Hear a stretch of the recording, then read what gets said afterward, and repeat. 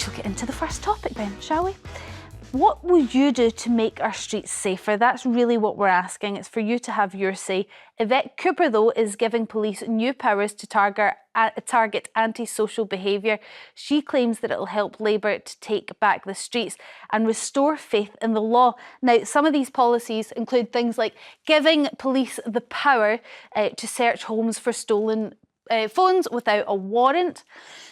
Excuse me. It also allows them to seize e-bikes and e-scooters without warning if somebody is using them antisocially. Another new element to the law will force online retailers to alert police to suspicious sales of knives. And finally, we're talking about spiking here. It will make spiking an offence on its own, separate to the current assault laws. Now, the Home Office says that it will deliver all of this by recruiting 13,000 additional neighbourhood officers by 2029, and they've already pledged £200 million towards that. But police forces are warning that they're already going to have to cut officers this year because of wider budget cuts. So will this new plan work? What would you like to see the government doing about yobs? Susan? Yes. So these all sound like great ideas. Nobody could argue that all of those things possibly would be very good if they could be enforced. The problem I've got is there are an awful lot of laws already on the statute books. I can think of several, and they're not enforced. My daughter last week had her car stolen from outside her house in North London, and the police obviously reported it to the police. They'd cloned the key. It was one of those, if you've got one of those keys that can be cloned, you have to get I didn't know this, you have to have a box you put it in to stop people who are going outside your house from cloning your key and just taking your car, as using it like a zip car, maybe, and just taking it when they want it. They've got really clever with that sort of thing. They have got much cleverer than the car companies, unfortunately. The police closed the file within the day and said there was no evidence to pursue, we're not pursuing it, but here's your insurance number. Now, they didn't ask for any evidence, didn't even ask whether she had a Ring doorbell. So it's illegal, as far as I'm aware, to steal a car, but there is no consequence there. I have another friend who has been, for the last 2 years, pursuing a case through the court against an ex-boyfriend who was stalking her, sending malicious messages. There's a case of GBH. He actually broke her leg, allegedly. This is all due to go. The stalker, because he's controlling and this is the way that they operate, is gaming the system. Every time it gets to court, he changes his plea or sacks his legal team or doesn't give the right paperwork. It's been going on for years. It's a law that exists, but we're not doing anything about it. The problem with all of these ideas is we don't have enough police forces and our courts are so banked up that we don't have the law, that you can make a law. Well, hold on. Out of those two examples, what it's suggesting is the criminals are smarter than our system. It certainly does. And so maybe it's the whole system that needs a shake-up, Wilfred? The whole system does need a whole shake-up. I absolutely agree with you. It's no good having a law if you're not able to go and get the police and do something about it. So that is the biggest problem that you have. I was reading all of this and I said, yes, somebody's got it. But then you've got to ask yourself, how are they going to implement it? I will tell you about an incident that happened to me just last week. I was travelling home in a Uber car on the Wandsworth Bridge Road. Two young kids on bikes come up into this car, crashes into the car. You know, obviously, I'm sort of startled. The driver is startled. You got these kids coming, pretending they got a knife, or they may have had a knife, threatening. No. Now, all we should be able to do is take a photograph, because I understand the police are actually got a lot of things. Take a photograph, and then something is done to try and track it. So I think we're never going to fix the problem until we change our system of policing. So what happened in that scenario? Well, what happened is actually we all closed our windows and drove off, because it's a bit like, actually, you know, it's not worth going out and confronting the person. And so that is one incident. And another incident that gets my goat is seriously, because I run a shop. Blood pressure, I tell you what, man, but it really winds me up. Every day I look at my cameras and people are stealing from my farm shop. Really? Every day. They do it, and they do it because they know that they ain't going to get prosecuted. No. You ring the police and they'll give you a number. And until these people know... And is it true? Let my blood boil for a minute. Unless these people know there's going to be a consequence, they're going to continue doing it. I'm losing money all the time because something as simple as that is it true that there's a 200 limit anyway? They don't even view it as a crime unless it's £200. Yeah. So that is part of this new law, is that Labour have decided to scrap. That was a 2014 It's not going to make any difference, though. and they're scrapping that. Well, it might... It's not. They would say, look, here's your insurance number. What they should do is that they should empower my security guards to take pictures, to say, right, we will then send it off to the police. There is some automation where these people could actually be prosecuted. That is what needs to be done. All right, let's go to the calls. Sharon from Lincolnshire, what's your thoughts on this? What would you like Labour to do in order to tackle yobbish and criminal behaviour? Hello everybody on the panel. I would like the police to have more powers. What specifically though, Sharon? I mean, they're going to be able to break into people's houses if they think there's a stolen phone in there. Do we think that could be abused? Are we a little bit worried about that? Also, we've got restrictions on buying knives already. How much is this going to be implemented? Is there any point giving you powers when the old powers aren't being used to their full extent? I don't think the police are using their powers enough. I don't think they're being strict enough when they come to investigate a crime, or if they even turn up to investigate a crime. So here's the question, Sharon.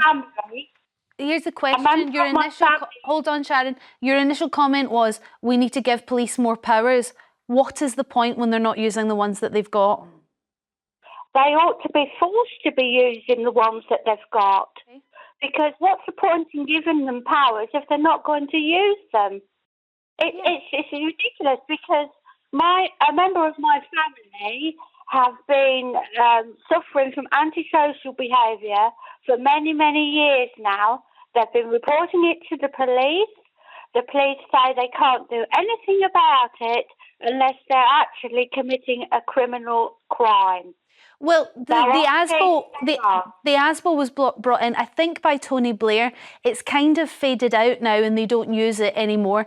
But this is what Labour are trying to do, is sort of bring back a new ASBO. I think it's called a Respect Bill or something like that. And they are going to be implementing that. But if the ASBO didn't work back in the day, what is the point in bringing it back? Is this not just rehashing sort of old ideas? And the Conservative government are saying that basically all of these policies were theirs anyway. Well, it doesn't matter whose idea it was first, though, does it really? If it is a good idea... But it's not.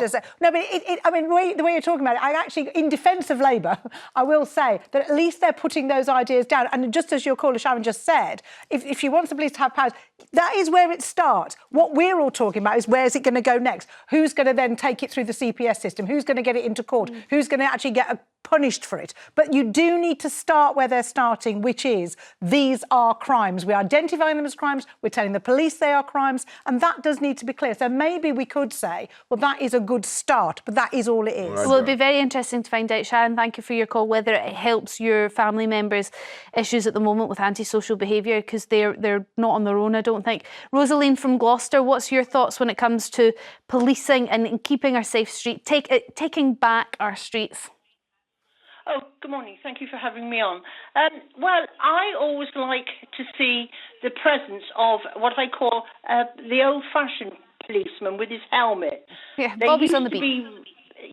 We used to regularly see them on the streets of Gloucester, the four gate streets. You don't know, and if there is a policeman, are they a car park attendant? I'm not too sure.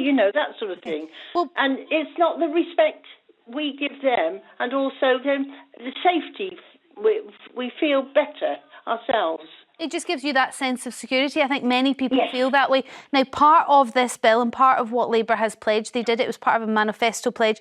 They want to recruit 13,000 additional neighbourhood officers.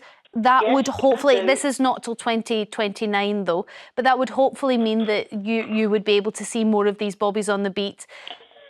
But do you think, A, that's enough, 13,000 across the whole country, and B, even if we do have bobbies on the beat, are they going to be able to get to every shoplifter in the high street? Because there seems to be so many at the moment, they would have to be in 3 places at the same time. The ones we used to have, the neighbourhood ones, they were in the villages, so they had several villages, but we got to know them, and as a friend as well, and so they got their, sort of respect. And if we were worried about it, I think we just got into contact with them. But those are gone now.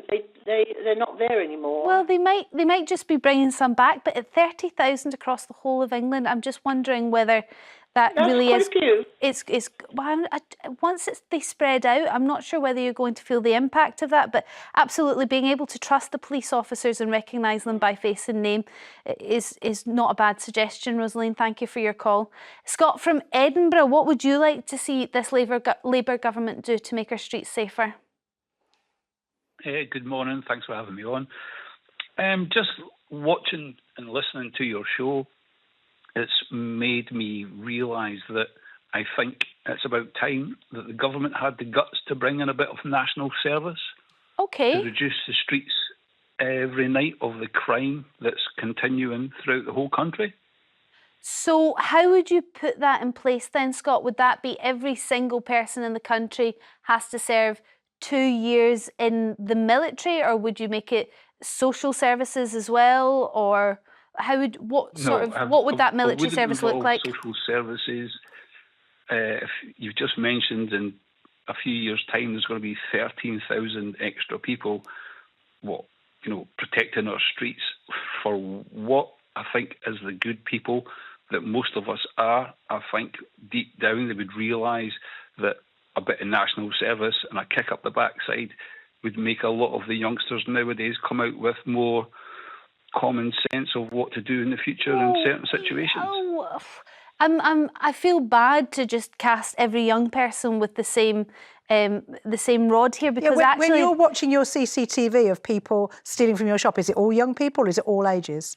Well, I'm agreeing with Scott here, actually. Yeah. And one of the reasons I'm agreeing with Scott is a lot of this antisocial behaviour is because of kids who've been badly parented, and a dose in the military where actually they learn some of the most simple things in terms of human behaviour. I think you could make an argument for that, but are all the crimes committed by very young people? Some are, but I don't think that's the case. But I also wonder whether you're talking about the kids that have got into university and want to go into further training. Are they also going to have to serve in the military, or just the ones that are creating the yobbish behaviour? It would have to be everybody.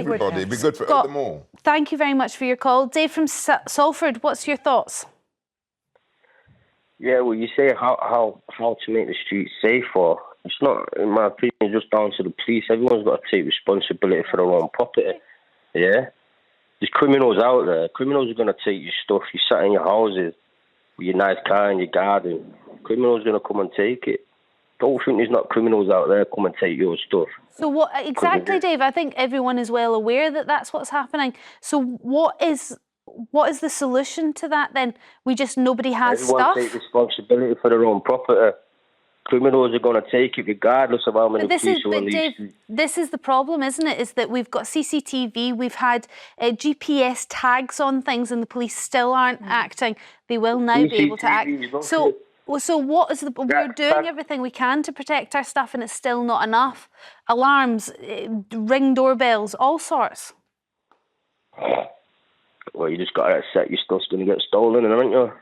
Well, that sounds very pessimistic and not very many ideas coming from you, Dave, but thank you very much for your call all the same. I think everyone taking responsibility I thought what he was going to say, perhaps where we could have gone with that, is the fact that we need to kind of not just think those 13,000 extra police officers are going to be able to sort everything, because obviously they couldn't, but we do need things like better street lighting, more people on public transport to make things safer. Then that's the council and the government need to get involved. But those are the things that need to be looked at around all of this. You make certain laws, but you do have to have all those support networks, and none of that is working. How could you take person responsible for yobbish behaviour? Well, no, you can't. How can you take person responsible for those two idiots coming down on their bike doing that? You can't keep blaming people. Actually, people need to know if they break the law, there is going to be a consequence. There's one other point I want to make.